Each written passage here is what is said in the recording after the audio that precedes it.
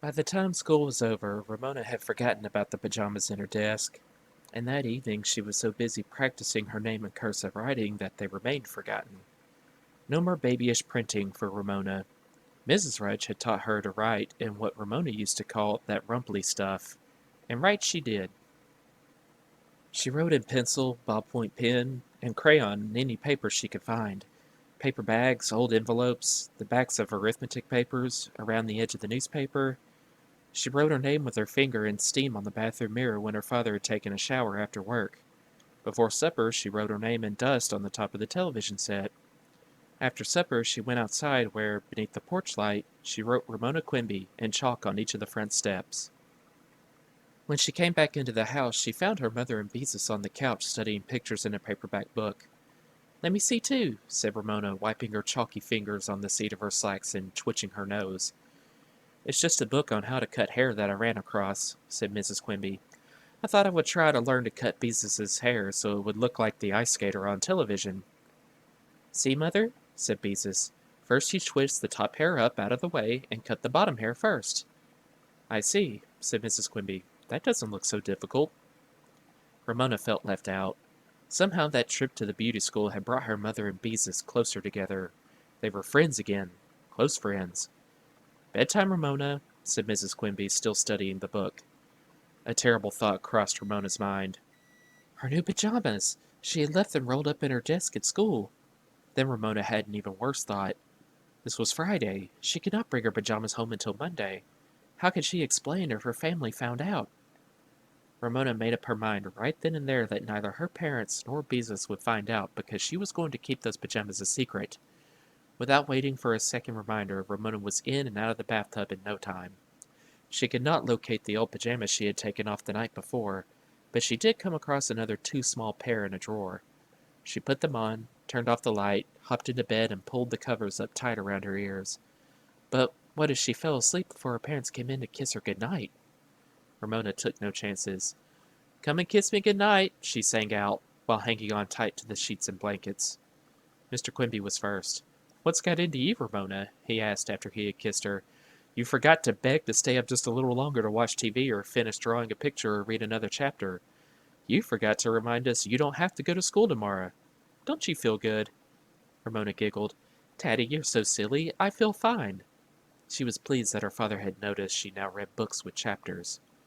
Mrs. Quimby was next. Ramona pulled the covers tight around her ears when she heard her mother coming down the hall. Mrs. Quimby kissed Ramona and then looked at her in the dim light from the hall. Are you cold? She asked. No, answered Ramona.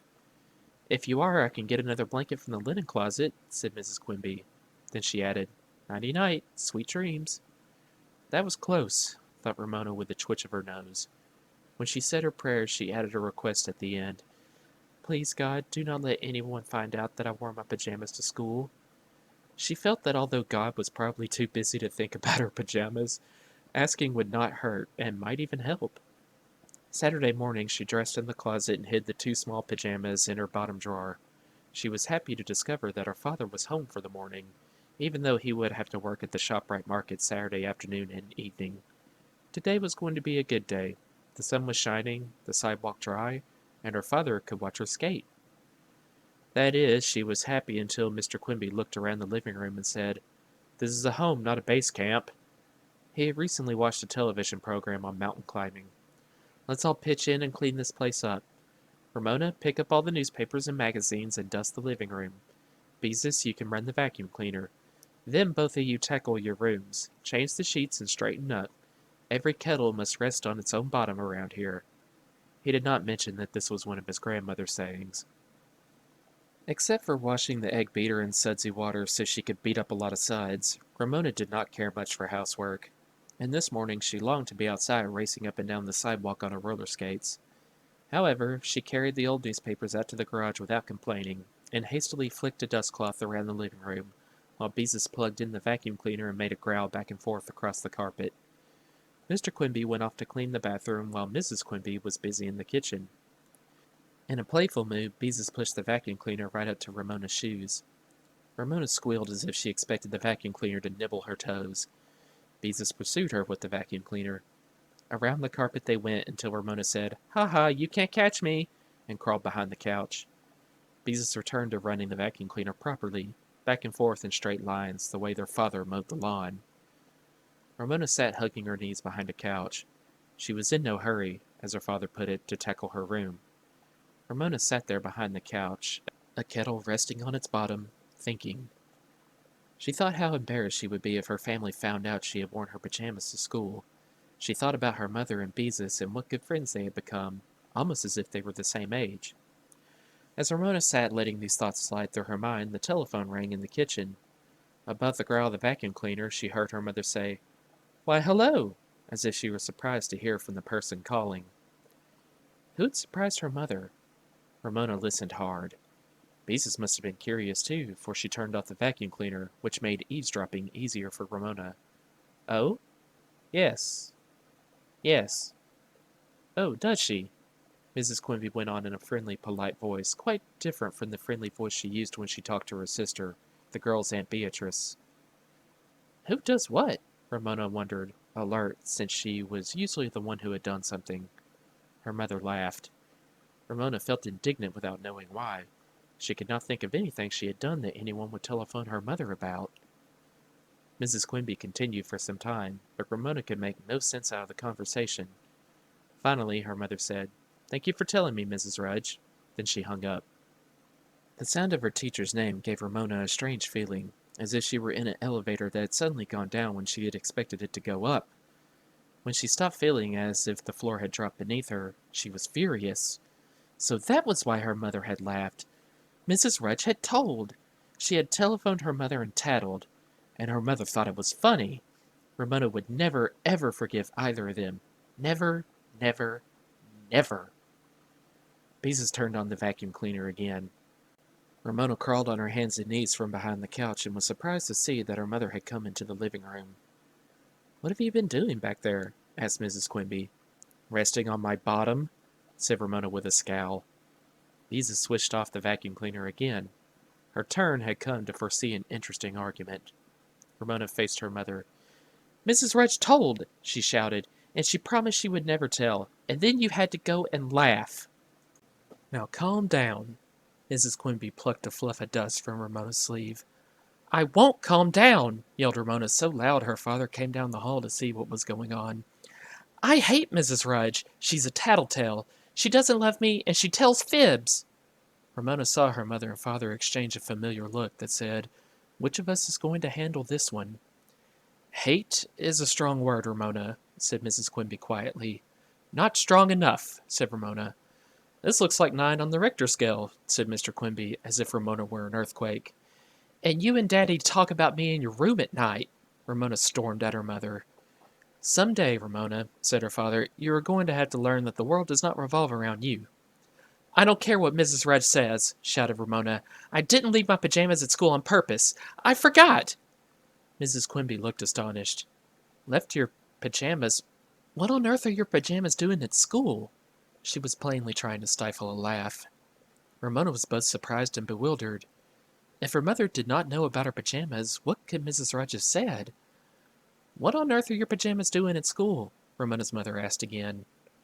The whole story, her feeling that the flannel was as soft as bunny fur and how she pretended to be a fireman so she wouldn't have to take her pajamas off, flashed through Ramona's mind and embarrassed her. "I won't tell," she said, folding her arms defiantly. "She probably took them for show and tell," volunteered Beezus. Ramona gave her sister a look of contempt. Second graders in Mrs. Rudge's room did not have show and tell every day.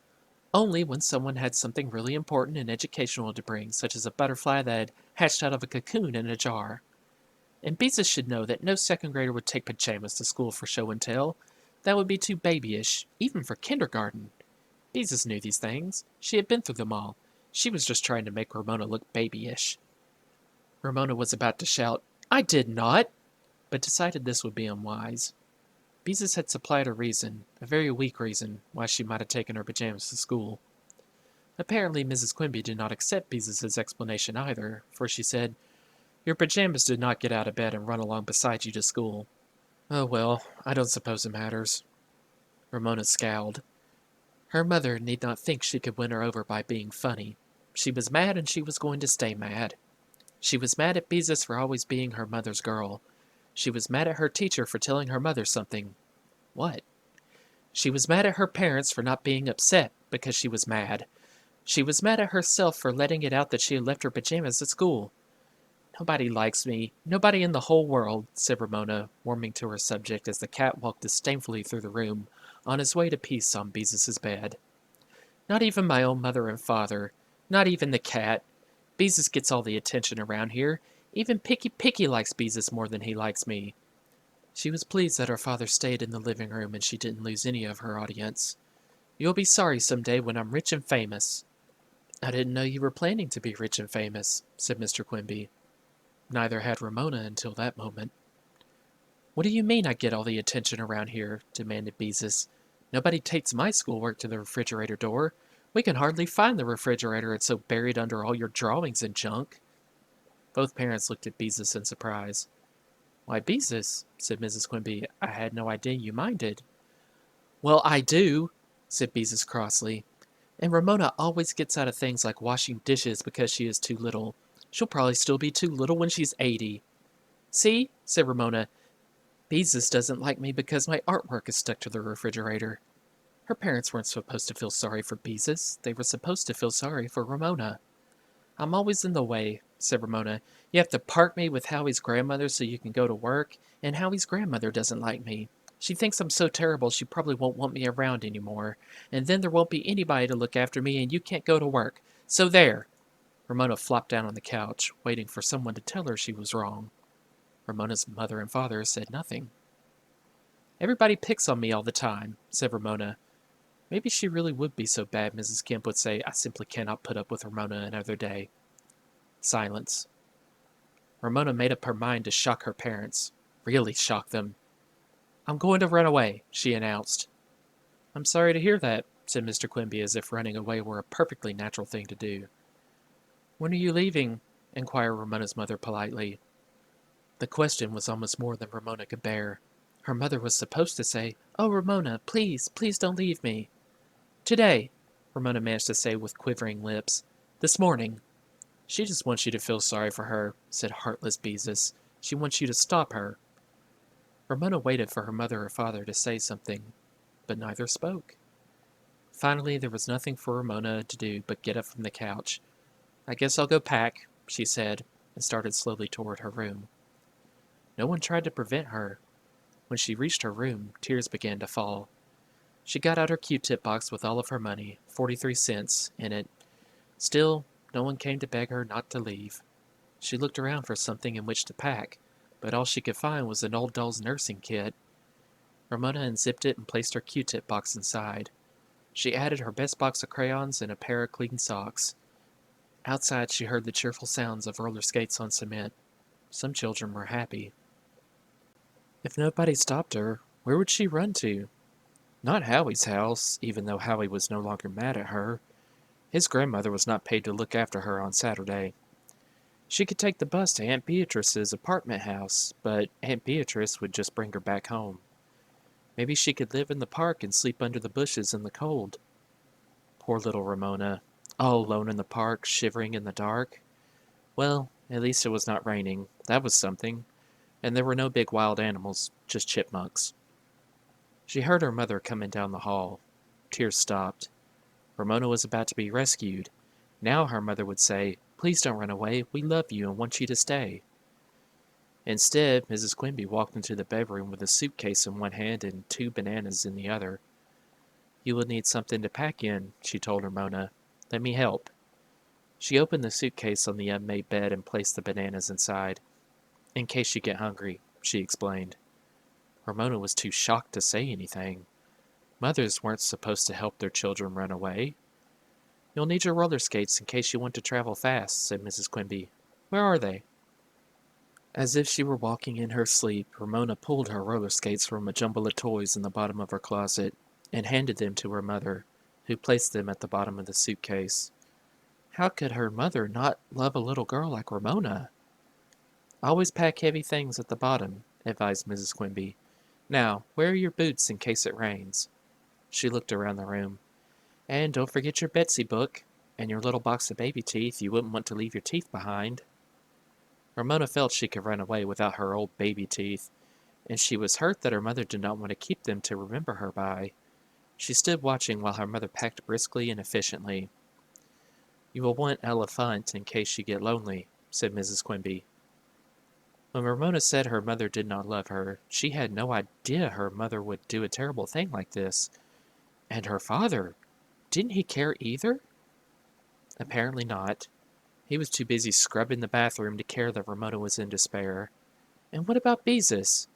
Oh, she was probably secretly glad that Ramona was going to run away, because she could have her parents all to herself. Even Picky Picky would be glad to see the last of her.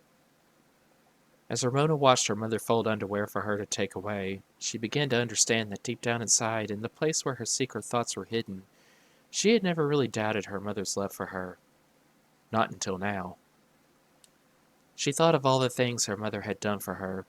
The way she sat up most of the night when Ramona had an earache, the birthday cake she had made in the shape of a cowboy boot all frosted with chocolate with lines of white icing that looked like stitching.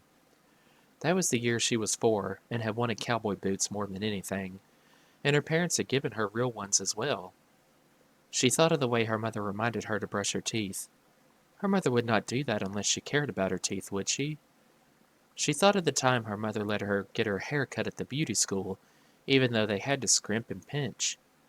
She thought of the gentle books about bears and bunnies her mother had read at bedtime when she was little. There. Mrs. Quimby closed the suitcase, snapped the latches, and set it on the floor.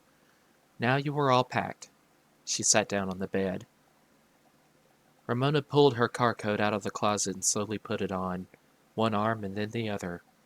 She looked at her mother with sad eyes as she grasped the handle of her suitcase and lifted. The suitcase would not budge. Ramona grasped it with both hands. Still, she could not lift it.